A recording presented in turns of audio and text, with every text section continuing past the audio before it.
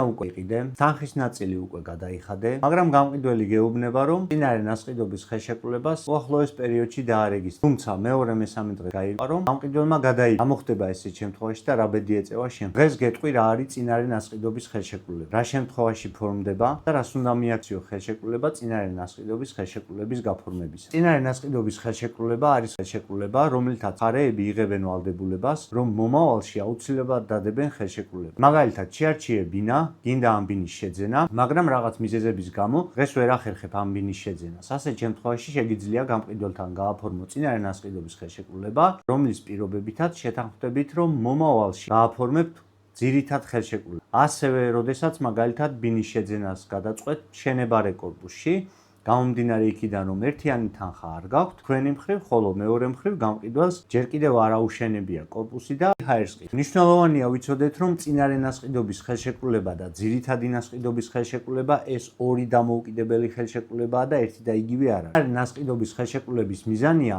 მომავალში ძირითადი ნასყიდობის ხელშეკრულების დადება. მაგალითად, წინარე ნასყიდობის ფარგლებში მხარეებმა შეიძლება მიაღწიონ შეთანხმებას, რომ ერთი მხარე გადასცემს მეორე მხარეს თანხას, ხოლო მეორე თავის მხრივ გადასცემს რაიმე ნივთს, ან დაპირდება, რომ მომავალში გადასცემს ამ ნივთს, ხოლო რაღაც პერიოდის შემდეგ ერთობლივად გააფორმებენ უკვე ძირითადი ნასყიდობის ხელშეკრულებას. წინარე ნასყიდობის ხელშეკრულებაში მნიშვნელოვანია განისაზღვროს, ვინ არიან მხარეები, რა არის ხელშეკრულების საგანი, რაც უფრო დეტალურად იქნება გაწერილი უძრავი ქონების ახასიათებლები, მით უფრო დაცული იქნება შემძენი და ასევე მნიშვნელოვანია ის თუ რა ვადაში უნდა მოხდეს საბოლოო შესყიდვა და გამოსყიდვა ქონების ერთი მხრივ, ხოლო მეორე მხრივ რა ვადაში უნდა გაფორმდეს უკვე ძირითადი ნასყიდობის ხელშეკრულება. განსაკუთრებული ყურადღება უნდა მიაქციოთ ქონების აღება. როდესაც საქმე ეხება უძრავ ქონებას, აუცილებელია რომ ხელშეკრულებაში გაწერილი იყოს უძრავი ქონების საკადასტრო კოდი, ხოლო თუ ჯერ განშლა არ არის გაკეთებული და ძირითად კორპუსის ძირითად საკადასტრო კოდზეა ხელშეკრულება გაფორმებული, ამავე ხელშეკრულების პირობებით გაწერილი უნდა იყოს ბინის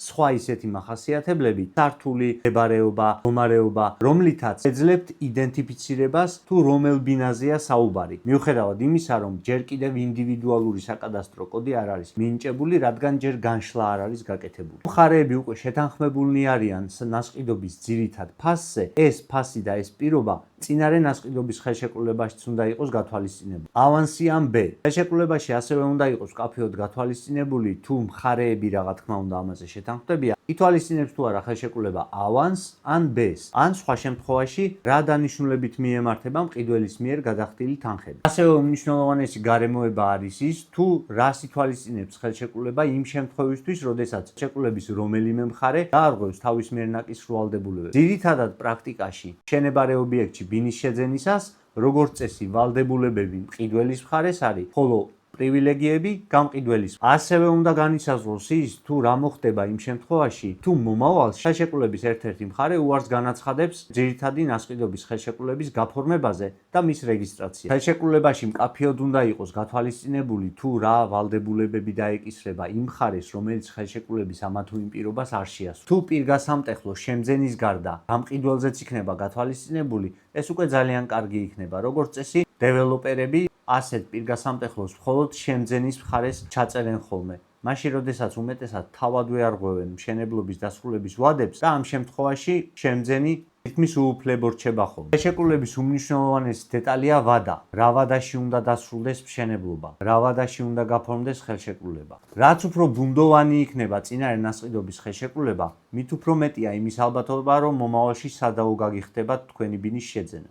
ხელშეკრულების გაფორმებამდე უნდა გადაამოწმოთ ქონების სამართლებრივი მდგომარეობა, ამონაწერი საჯარო რეესტრში, კომპანიის მდგომარეობა, კომპანიის საბოლოო ბენეფიციარი, ესე იგი რეალური მესაკუთრე. შეიძლება კომპანია სხვა კომპანიის მიერ იყოს რეგისტრირებული, კომპანიაზე იყოს არაერთი შერწყმა, გამოყოფა, რეორგანიზაცია, მაგრამ მნიშვნელოვანია გაირკვეს, ვინ არის საბოლოო მესაკუთრე და ასევე მნიშვნელოვანია, რომ პარტნიორებიდან თუნდაც ერთ-ერთს, იქნება ეს კომპანია თუ ფიზიკური პირი, კონდეს რაიმე ქონება და უფრო სასურველია, რომ ეს ქონება წლების განმავლობაში ირიცხებოდეს მის სახელზე. წინარე ნასყიდობის ხელშეკრულება არ ნიშნავს, რომ თქვენ უკვე თავისთავად გახდით ამ ქონების საბოლოო მესაკუთრე.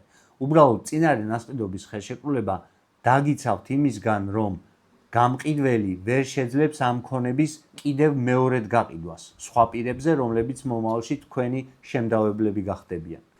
მესაკუთრეობა უძრავ ქონებაზე წარმოიშვება საჯარო რეესტრში რეგისტრაციის შემდგომ, არა თანხის გადახდის შემდგომ, არა ხელშეკრულების გაფორმების შემდგომ. თავარი არის რეგისტრაცია საჯარო რეესტრში. ამიტომ თუ ბინის შეძენას გეგმავთ და ხელშეკრულების გაფორმებას გთავაზობენ, მნიშვნელოვანია დარწმუნდეთ იმაში, რომ ეს ხელშეკრულება აუცილებლად დარეგისტრირდება საჯარო რეესტრში და ასევე მნიშვნელოვანია წინასწარ გაეცნოთ ამ ხელშეკრულების შინაარს. ხოლო თუ ისეთ სიტუაციაში აღმოჩნდით, რომ ბინის შეძენა გინდათ, ხელშეკრულების პირობები თქვენთვის ბუნდოვანია ან არ მოგწონთ, ხოლო დეველოპერი უარს ამბობს, რაიმე დამატებითი განმარტება მოგცეთ ან შეგიცვალოთ ხელშეკრულების რომელიმე პირობა, მაინც მოაწერთ იმის შიშით, რომ ბინა არ დაკარგოთ, ამის შემდეგ მაინც გაიარეთ ხოლმე კონსულტაცია, ამის შემდეგ მაინც გაეცანით ხელშეკრულების შინაარს და ამის შემდეგ მაინც მოემზადეთ იმისთვის, რომ ხვალ, ზეგ და მაზეგ არ გაგიპრობლემდეთ ეგ ხელშეკრულება. გახსოვდეს, განსაკუთრებული მნიშვნელობისაა შემდეგი 4 პირველი. ზუსტად რა ქონებას ყიდულობ. მეორე, რა თანხას იხდი და რა დანიშნულება აქვს ამ თანხას. მესამე, რა ხდება იმ შემთხვევაში, თუ რომელიმე მხარე შეთანხმებულ პირობებს აღარ შეასრულებს. რიგითობით მეოთხე, მაგრამ მნიშვნელობით შეიძლება ითქვას, რომ პირველი. რეგისტრაცია. კიდევ ერთი დეტალი. ზეპირი მოლაპარაკების დროს მხარები ერთმანეთს ბევრ სხვადასხვა პირობას შესთავაზებენ და დაპირდებიან ხოლმე. თუმცა ძალიან ბევრი ხელშეკრულება შეიცავს ჩანართს, რომ მხარეებს შორის ნებისმიერი შეთანხმება ზეპირიან წერილობითი, რომელიც მიღწეული იქნა წინამდებარე ხელშეკრულების გაფორმებამდე, ამ ხელშეკრულებაზე ხელმოწერის შემდეგ ბათილდება. რაც იმას ნიშნავს, რომ თუ დეველოპერის წარმომადგენელი დღეს ზეპირს იტყვიერად დაგპირდათ რაიმეს, რაც ხელშეკრულებაში არ იქნება ჩაწერილი, იმავე ხელშეკრულების ძალით გაბათილებული იქნება. გარდა ამისა, მტკიცების ტვირთშიც შეგექმნებათ პრობლემა, იმიტომ რომ უფრო მარტივად დამტკიცებადი იქნება ის, რაც დაწერილია და ხელმოწერილია, ვიდრე ის, რაც სადღაც ოფისში ვიღაცამ ვიღაცას ზეპირად უთხრა. როგორც წესი, პრობლემის წარმოშობის შემდეგ ვეღარც იმ თანამშრომელს იპოვით და თუ იპოვეთ, ვეღარც იმას აღიარებინებთ, რომ ესა და ეს პირობა ნამდვილად გააჟღერა თქვენთან ზეპირად. თუ ეს ვიდეო სასარგებლო იყო, გამოიწერე არხი, დააჭირე მოწონებას და დაელოდე შემდეგი ვიდეოების გამოსვლას.